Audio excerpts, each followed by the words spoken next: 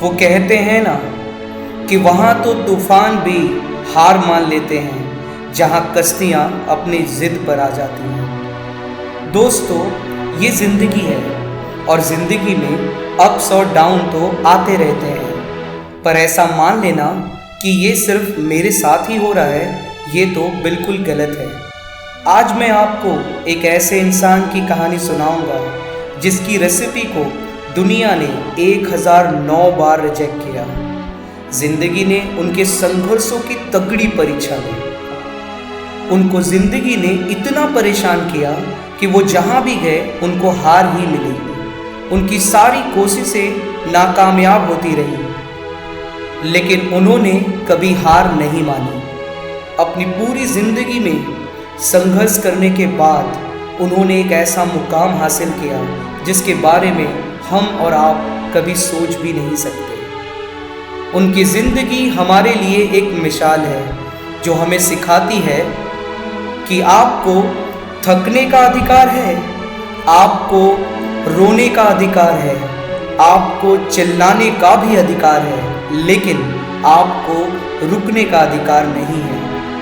तब तक मत रुको जब तक आप अपनी मंजिल तक ना पहुंच जाओ। जी हाँ दोस्तों, आज हम बात करेंगे केंटकी फ्राइड चिकन यानी कि KFC के फाउंडर कर्नल सैंडर्स के बारे में। तो आइए मेरे साथ, मैं आपको लेकर चलता हूँ एक ऐसे सफ़र पर जहाँ हम जानेंगे कर्नल सैंडर्स के बारे में। कर्नल हार्लैंड सैंडर्स का जन्म 9 सितंबर 1890 को इंडियाना के हेनरीविले में हुआ था। उनके पिता का नाम विल्बर डेविड सैंडर्स और माता का नाम मार्गरेट सैंडर्स था। हार्लैंड 3 भाई बहन थे, जिनमें वो सबसे बड़े थे। मात्र 5 साल की उम्र में उनके पिता की डेथ हो गई। बस यही वो वक्त था जहाँ से शुरू होती है हार्लैंड सैंडर्स की कहानी। पिता के मरने के बाद घर को चलाने के लिए उनकी माँ ने एक फैक्ट्री ज्वाइन किया। क्योंकि हार्लैंड अपने सारे भाई बहनों में सबसे बड़े थे, इसलिए माँ के फैक्ट्री चले जाने के बाद उनको ही अपने भाई बहनों का ख्याल रखना पड़ता था। मात्र 7 साल की उम्र में हार्लैंड को उनकी माँ ने खाना बनाना सिखा दिया था और वो खाना बनाने में काफ़ी माहिर हो चुके थे। जी हाँ दोस्तों, जिस उम्र में हमें गैस चूल्हा चालू करने नहीं आता, उस उम्र में हार्लैंड को खाना बनाने आ गया था और उनकी फेवरेट रेसिपी थी चिकन। उन्हें चिकन बनाना काफ़ी पसंद था। कुछ समय बाद परिवार सही तरीके से चल सके, इसलिए हार्लैंड ने एक किसान के यहाँ खेती करने का काम शुरू किया ताकि उससे उन्हें कुछ पैसे मिल जाएं और परिवार की आर्थिक स्थिति को सही किया जा सके।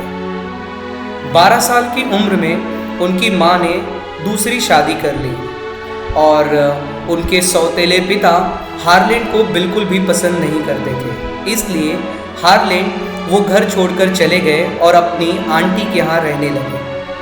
वो बहुत परेशान हो गए थे अपनी आने वाली ज़िंदगी को लेकर के, और फिर उन्होंने जॉब पाने के लिए झूठ का सहारा लिया और अपनी उम्र को छुपाकर फौज में भर्ती हो गए। कुछ समय बाद जब पता चला तो उनको फौज से निकाल दिया गया।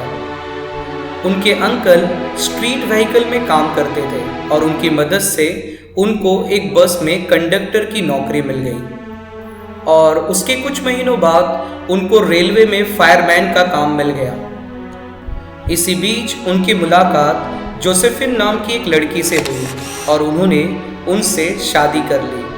तब उनकी उम्र मात्र 19 साल थी। हार्लैंड और जोसेफिन को एक लड़का और 2 लड़कियां हुई। सब कुछ ठीक चल रहा था, उनका काम भी और उनका परिवार भी। लेकिन एक दिन आपसी झगड़े की वजह से उनको नौकरी से निकाल दिया गया। अब उनकी ज़िंदगी ने एक अलग ही मोड़ ले लिया था। इसी दौरान उनकी वाइफ अपने बच्चों के साथ हार्लैंड को छोड़कर चली गई। ये सब हो जाने की वजह से उनको भारी सदमा पहुंचा, लेकिन वो रुके नहीं। कुछ समय बाद उन्होंने नाव बनाने का काम शुरू किया और ये काम धीरे धीरे चल पड़ा और इसमें इनको मुनाफा भी मिलने लगा और कुछ समय के बाद इन्होंने इस काम से काफ़ी मुनाफा कमाया। फिर प्रॉफिट के पैसों की मदद से उन्होंने केमिकल लैम्प बनाने का सोचा, लेकिन उनके इस लैम्प को लॉन्च करने से पहले ही एक बड़ी कंपनी ने उनसे बेहतर लैम्प मार्केट में लॉन्च कर दिया और उन्हें लगने लगा कि अब मैं यहाँ पर सरवाइव नहीं कर पाऊँगा, इसलिए अपने प्रोजेक्ट को उन्होंने वहीं पर बंद कर दिया। इस वजह से उनको काफ़ी नुकसान हुआ क्योंकि उन्होंने अपना पूरा पैसा इस बिज़नेस में लगा दिया था। फिर चल पड़े क्रेडिट कार्ड बेचने। कुछ समय तक क्रेडिट कार्ड को बेचने के बाद उन्होंने इंश्योरेंस कंपनी में भी काम किया और इंश्योरेंस को भी सेल किया, लेकिन उन्हें हर जगह नाकामयाबी ही मिली।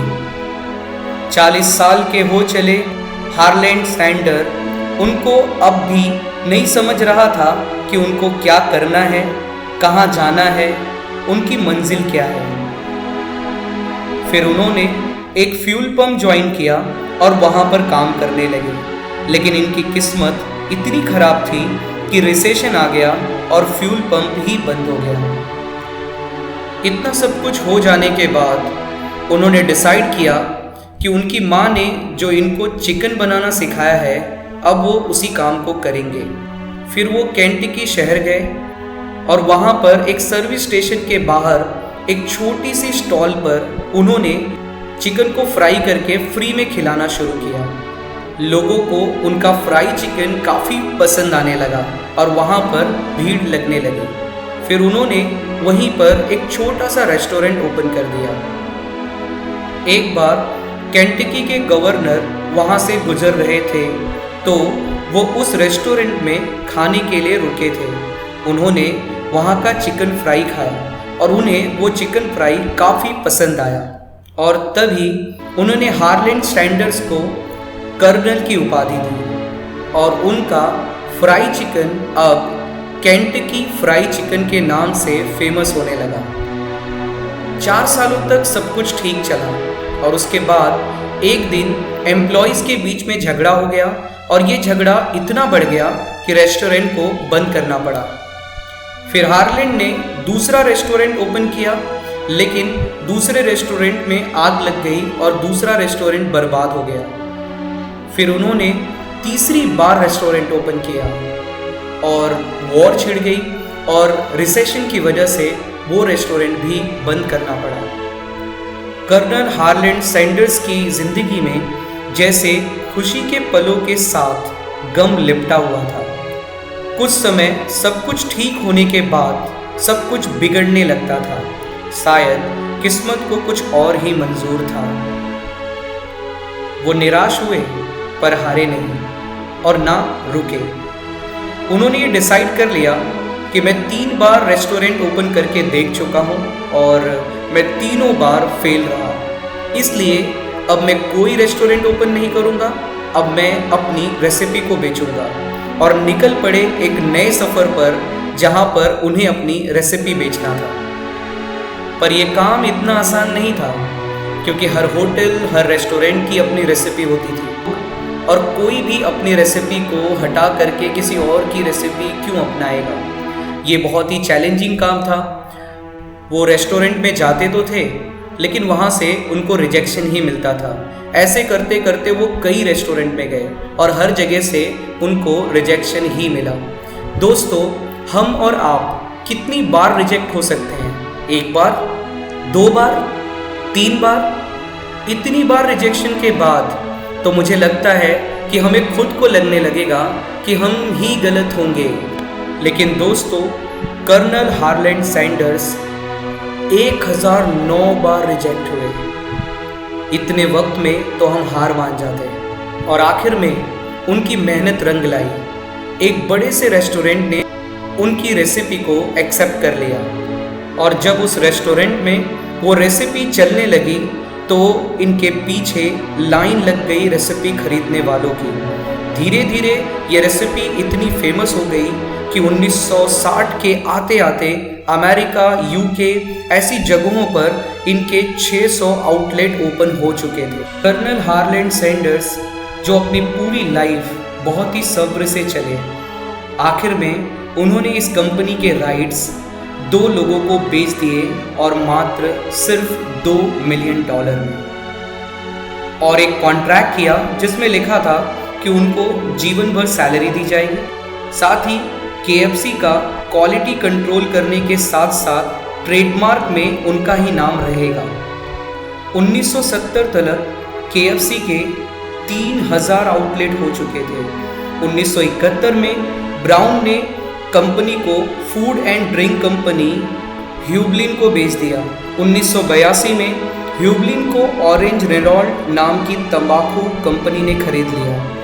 फिर 1986 में रेनॉल्ड ने $850 मिलियन में इसे पेप्सिको को बेच दिया। 1997 में पेप्सिको ने रेस्टोरेंट बिजनेस में आने के लिए यम नाम की कंपनी बनाई और KFC की पैरेंट कंपनी बनी। इतनी कमाल की रेसिपी देने वाले कर्नल हार्लैंड सैंडर्स 16 दिसंबर 1980 को हम सबको अलविदा कह गए।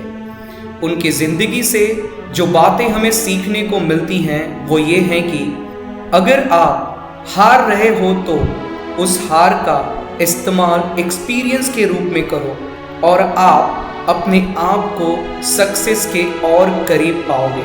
दोस्तों, अगर आपको वीडियो पसंद आया हो तो वीडियो को लाइक कर दें, चैनल को सब्सक्राइब कर दें और अपने दोस्तों से भी शेयर करें। Thank you.